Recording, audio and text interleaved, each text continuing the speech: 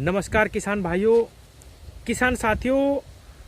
गन्ना बुआई का समय चल रहा और अब किसान भाइयों के बहुत सारे किसानों के मेरे पास फ़ोन आए कि मनोज भाई आप वीडियो में खाद तो बताते हो, दवाई तो बताते हो, लेकिन एक टॉपिक पे विस्तृत वीडियो बनाइए जिसमें सारी जानकारी मिले। तो मैंने कल एक वीडियो बनाई थी, गन्ने की जो पेडी है, जो बोर्ड कट गया, उसमें हमें कौन कौन से खाद डालने चाहिए जिससे हमारी जो पेड़ी है बहुत ज़बरदस्त विकास करे, बहुत ज़बरदस्त फुटाव करे।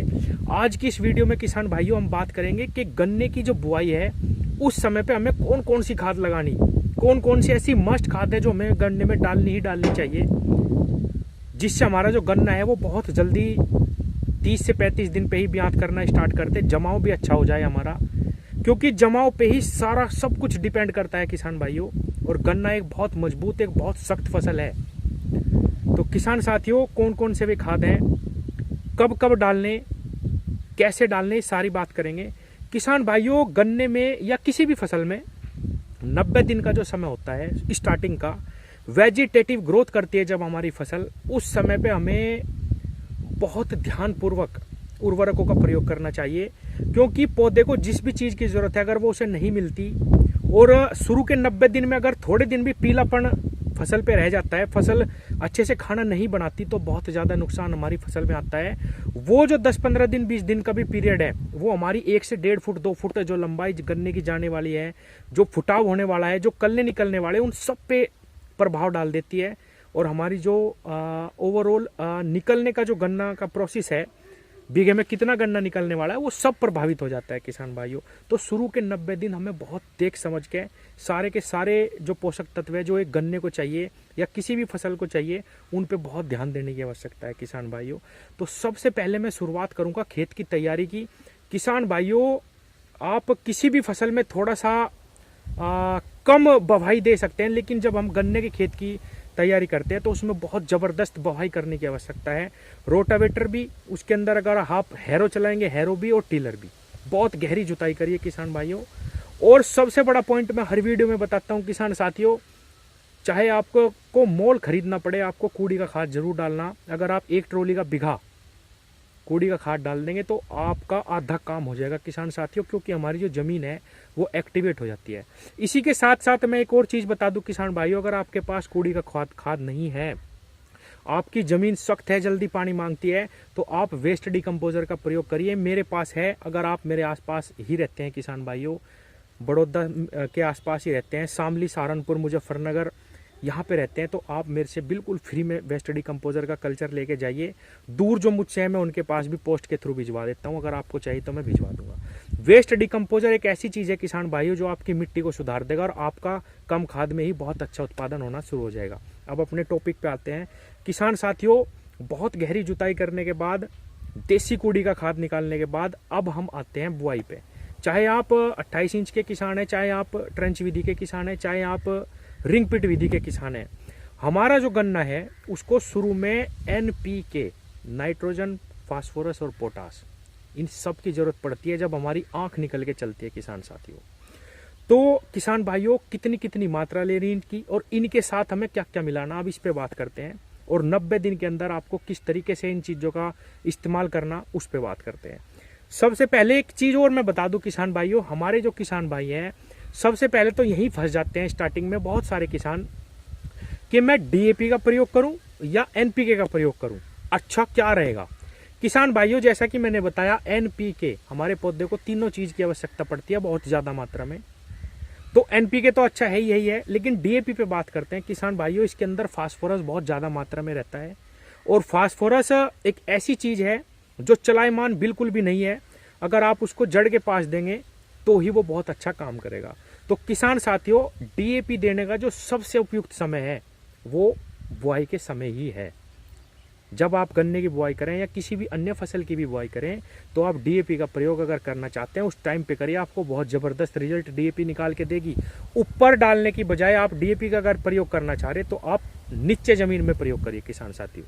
अब मैं आपको कॉम्बिनेशन पूरा बताता हूँ किसान भाइयों, DAP और NPK में अब आप समझ गए होंगे। तो सबसे पहले किसान भाइयों, आपको 25 किलो कम से कम यूरिया जरूर डालना बुआई में। यूरिया की बहुत महत्वपूर्ण ये खाद है किसान भाइयों, इसका प्रयोग जरूर करें। पोटाश का प्रयोग जरूर करना, 25 किलो पोटाश लेना। ये मैं आपको 1 एकड़ की डोज बता रहा हूँ किसान भाइयों। Urea 25 kilo, potash 25 kilo. NPK अगर आप डाल रहे तब भी आपको 1 बैग लेना पूरा का पूरा। अगर आप एनपीके नहीं डाल रहे, डीएपी का प्रयोग कर रहे, तब भी आपको 1 बैग लेना किसान भाइयों। और आप अगर डीएपी डालना चाह रहे तो आप बुआई में ही प्रयोग करिए। तो 3 चीज हो गई किसान भाइयों। चौथी चीज मैं हर बार बताता हूँ किसान साथियों, ह्यूमिक का जरूर प्रयोग करिए। ये जमाव में इतना जबरदस्त रिजल्ट आपको निकाल के देगा। अगर आपकी जमीन सख्त है, आपका जमाव बहुत कम होता है किसान साथियों, ह्यूमिक का प्रयोग जरूर करिए आप। और किसान साथियों 5वीं चीज है, इसके साथ आप किसी भी एक माइक्रो न्यूट्रिएंट्स का भी प्रयोग करिए। बहुत सारे मेरे किसान भाई ये भी कहेंगे कि माइक्रो न्यूट्रिएंट्स हम बाद में डाल देंगे। नहीं किसान भाइयों, बुआई में आपको माइक्रो न्यूट्रिएंट्स का प्रयोग जरूर करना। और एक प्रयोग और मैं इसी में बता देता हूं, अगर आप 10 किलो सरसों की खली खूब दरदरी करके माइक्रो न्यूट्रिएंट्स के रूप में अगर अब बुआई में देते हैं किसान साथियों, सभी जो भी बाजार में माइक्रो न्यूट्रिएंट्स मिलने वाले हैं उन सबसे बेस्ट रिजल्ट निकाल के देगी। जितने भी तत्व माइक्रो न्यूट्रिएंट्स में होते हैं वो सारे के सारे आयरन, लोहा, बोरोन, कैल्शियम सारे के सारे सरसों की खली में पाए जाते हैं किसान भाइयों। सरसों की खली का भी आप प्रयोग कर सकते हैं। तो किसान भाइयों अगला खाद है सल्फर।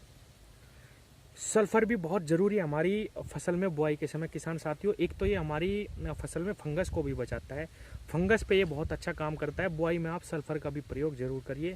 तो किसान साथियों ये मैंने 4-5 खाद आपको बता दिए। यूरिया हो गया, पोटाश की भी मात्रा बता दी 1 एकड़ में, यूरिया की भी बता दी। एनपीके अगर लेना तो 1 पूरा बैग लेना, डीएपी का भी 1 पूरा बैग लेना, ह्यूमिक का प्रयोग जरूर करना। और आपको माइक्रो न्यूट्रिएंट्स का जरूर प्रयोग करना। माइक्रो न्यूट्रिएंट्स की जगह मैंने आपको बता दिया, अगर आप चाहें तो सरसों की खली का भी प्रयोग कर सकते हैं, 10 किलो उसको पूरा दरदरा करके। और किसान साथियों अगली जो मेरी खाद है वो है कैल्शियम। कैल्शियम नाइट्रेट का प्रयोग लेकिन आप बुआई में मत करिए अगर आप डीएपी का प्रयोग कर रहे हैं किसान साथियों, क्योंकि फास्फोरस के साथ कैल्शियम गड़बड़ कर देता है, ये दोनों को ही खराब कर देगा, उसका रिजल्ट कुछ भी नहीं आएगा। तो आप कैल्शियम का प्रयोग पहले पानी पर करना किसान साथियों, जब आप अपने गन्ने को सिंचाई देंगे। तो किसान साथियों ये मैंने आपको 5-6 खाद बताई। अब कुछ किसान कहेंगे कि ये तो बहुत सारी खादें होंगी, इनका अगर हम प्रयोग करेंगे तो क्या बचाएगा किसान। किसान भाइयों ऐसा नहीं है, ये आपको बिल्कुल देनी है, क्योंकि गन्ना एक बहुत ही सख्त और मजबूत फसल है। इसको पालने के लिए बहुत ज़्यादा खाद की आवश्यकता पड़ती है। और मैंने जो मात्रा बताई वो बिल्कुल भी ज़्यादा नहीं है किसान भाइयों, केवल 25 किलो यूरिया है, 1 बैग डीएपी या एनपीके, और 5 से 7 किलो आपको लेना है माइक्रो न्यूट्रिएंट्स, और पोटाश लेना है 25 किलो। और किसान भाइयों अगर आप माइक्रो न्यूट्रिएंट्स की जगह सरसों की खली लेंगे तो 10 किलो लेनी है। और सल्फर लेना आपको 5 किलो दानेदार, जो धूल वाला आता है जो उड़ता है वो आप मत लेना, क्योंकि उसे बिखराव करने में बहुत समस्या आती है।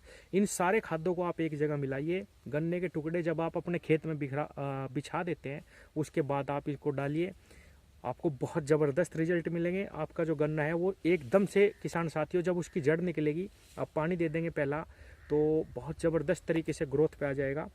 और किसान भाइयों गन्ने में जो स्टार्टिंग के 90 दिन है, आपको दवाई और खाद का बहुत ज़्यादा उसमें ध्यान रखना, क्योंकि यही वो समय है जो आपके पूरे निकाल पे जो आपका गन्ना निकलेगा उस पे सब कुछ ये 90 दिन पे ही निर्धारित है।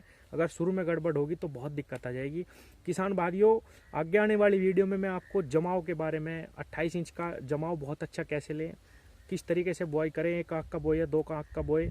आप चैनल को सब्सक्राइब कर लो, सारी वीडियो समय समय पे मैं गन्ने पे लाता रहूँगा और बहुत अच्छे किसानों से भी आपको मिलवाऊंगा। धन्यवाद।